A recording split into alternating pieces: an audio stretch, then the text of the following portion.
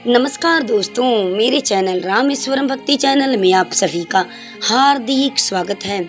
आप सभी को भाद्रपद माह के शुक्ल पक्ष की परिवर्तनी एकादशी की ढेर सारी शुभकामनाएं। दोस्तों, आज हम इस वीडियो में जानेंगे परिवर्तनी एकादशी का व्रत हमें किस दिन धारण करना है, व्रत के कौन कौन से नियम हैं, हमें बाल किस दिन धोना है और पूजा हमें भगवान विष्णु जी का किस तरह से करना है, उनकी पूजा में हमें क्या क्या चीजें शामिल करनी है। परिवर्तनी एकादशी का नाम परिवर्तनी एकादशी, तो इस एकादशी को ढोल ग्यारस, जल झुलनी एकादशी, पाशर्व एकादशी के नाम से जाना जाता है। आइए दोस्तों, माताएं बहनें, इन सभी महत्वपूर्ण बातों की जानकारी हम इस वीडियो में पाते हैं। एकादशी तिथि प्रारंभ होने का समय है 13 सितंबर 2024 दिन शुक्रवार को रात्रि में 10:32 पर और एकादशी तिथि समाप्त होने का समय है 14 सितंबर 2024 दिन शनिवार को रात्रि को 8:43 पर। हमें शुद्ध रूप से एकादशी व्रत के लिए सूर्योदय सूर्यव्यापनी एकादशी के अनुसार जो समय प्राप्त हो रहा है वो है सभी भक्तगणों के लिए 13 सितंबर को दशमी तिथि के नियमों का पालन करेंगे। 14 सितंबर 2024 दिन शनिवार को परिवर्तनी एकादशी के व्रत को सभी भक्तगण धारण करेंगे, अर्थात व्रत के पारण का शुभ मुहूर्त रहेगा 15 सितंबर रविवार के दिन सुबह 6:01 से सुबह 8:34 तक। परिवर्तनी एकादशी वामन एकादशी व्रत के पारणा का शुभ मुहूर्त समय है। एकादशी के एक दिन पहले बाल को धो लेना चाहिए, लहसुन प्याज का त्याग कर देना चाहिए, तामसिक चीज़ों का जो पदार्थ है खाने वाले उनका बिल्कुल वर्जित कर देना चाहिए, त्याग कर देना चाहिए। दशमी तिथि के दिन से ही चावल का त्याग कर देना चाहिए। चावल खा करके एकादशी के व्रत को नहीं रखा जाता है और ना ही एकादशी के व्रत के दिन चावल को हाथों से स्पर्श किया जाता है और ना ही अपने पूजा में चावल के अक्षत को शामिल किया जाता है। तो एकादशी के पूजन वाले दिन भी आप चावल के अक्षत को अपने पूजन में मत रखिएगा।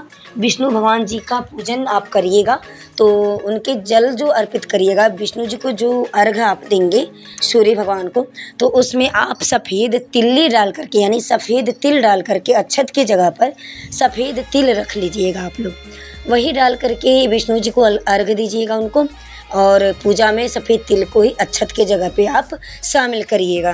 13 तारीख 2024 शुक्रवार के दिन बाल को धो लीजिएगा। दिन भी बहुत अच्छा है उस दिन और सभी लोग बाल धो करके स्वच्छ हो जाएं। परिवर्तनी एकादशी यानी वामन एकादशी के व्रत को धारण करें। वामन एकादशी का सबसे विशेष महत्व यह है कि भगवान विष्णु जी ने वामन अवतार लिया था, तो इस वजह से यह एकादशी को वामन एकादशी भी बोलते हैं और परिवर्तनी एकादशी भी कहा जाता है।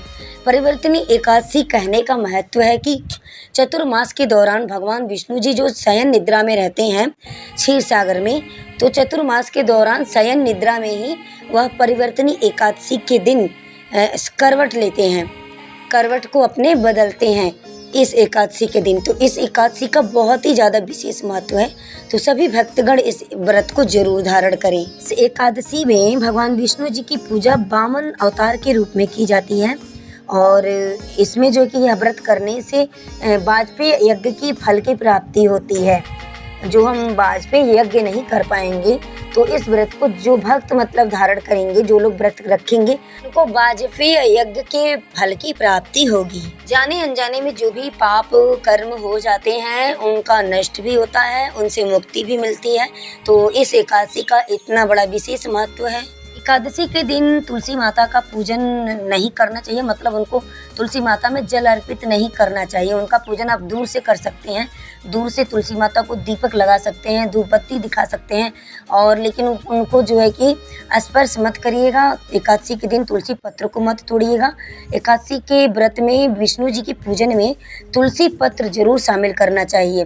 तो आप लोग शुक्रवार का बड़ा ही सुंदर दिन है 13 तारीख दशमी तिथि, उस दिन तुलसी पत्र तोड़ करके रख लीजिएगा। विष्णु जी की पूजन में अगर तुलसी पत्र नहीं रखेंगे तो भगवान विष्णु जी अपनी पूजा को स्वीकार नहीं करते हैं, पूर्ण रूप से मतलब पूजा लेते नहीं है वो, और उनका भोग जो लगाया जाता है विष्णु जी को तो उसमें तुलसी पत्र को जरूर डालना चाहिए।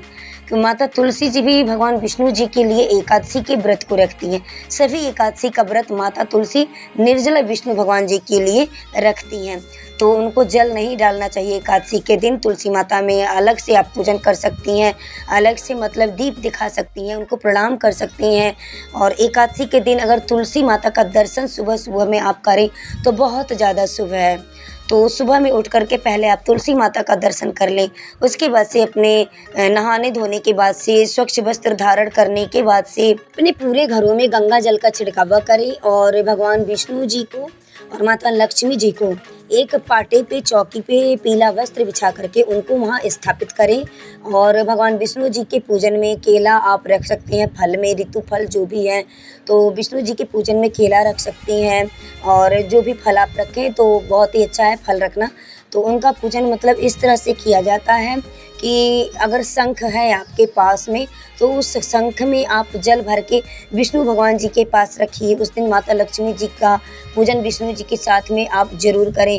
और एक पंचमुखी शंख आता है जिसमें 5 मतलब ऐसे होते हैं दांत के जैसे, तो उसको पंचमुखी शंख बोला जाता है। तो पंचमुखी शंख अगर आपके घर पे है तो उसमें प्रतिदिन जल भर के रखिएगा। जल दूध, जल में मतलब दूध दोनों मिला करके उस जल में भर करके भगवान जी को स्नान कराइएगा, उसमें भर के मतलब रखिएगा, बहुत ज़्यादा शुभ होता है। और जब शंख में जल भर के रखेंगे तो भगवान जी की तरफ शंख का जो नुकीला भाग होता है वो भगवान की तरफ होना चाहिए और शंख का जो पीछे का हिस्सा होता है वो अपनी तरफ होना चाहिए। इस बात का आप लोग विशेष ध्यान रखिएगा। एकादशी के व्रत के दिन निद्रा नहीं लेनी चाहिए। जो भी व्यक्ति एकादशी के व्रत को रखते हैं, धारण करते हैं, उनको उस दिन सोना नहीं चाहिए। अगर आप निद्रा ले लेंगे, सो जाएंगे, तो कहा जाता है कि रामायण काल में जो त्रिजटा नाम की एक राक्षसिन थी वो व्रत को पूरा ले लेती है, उसका फल उसको मिलता है। सुंदर कांड लंका कांड में त्रिजटा का नाम का आता है उसमें, जो कि सीता और त्रिजटा संवाद है इसमें। त्रिजटा नाम राक्षसिन एका, राम चरण रति निपुण विवेका, सबनो बोली सुनायसी सपना, सीतई से ही करहु हित अपना।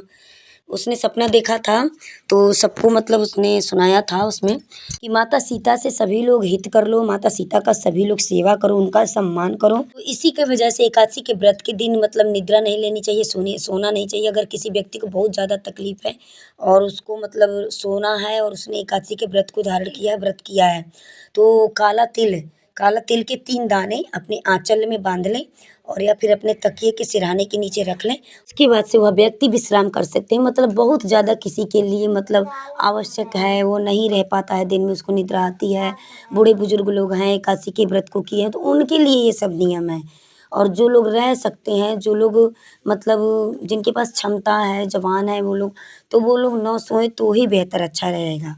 इससे विशेष महत्वपूर्ण बात एक और है जिसे आप लोग ज़रूर ध्यान से सुने और इसको बिल्कुल अपने दिमाग में बैठा लीजिएगा कि एकादशी के जो व्रत लोग करते हैं तो 10वीं तिथि के दिन उनको चावल का त्याग कर देना है, मसूर की दाल का त्याग कर देना है, मटर की दाल का त्याग कर देना है, हरा मटर नहीं खाना है उनको। और एकादशी के पारण वाले दिन भी चावल नहीं खाना है, मसूर की दाल नहीं खानी है, मटर नहीं खाना है, मटर की दाल नहीं खानी है, सरसों के तेल को भी नहीं खाना है।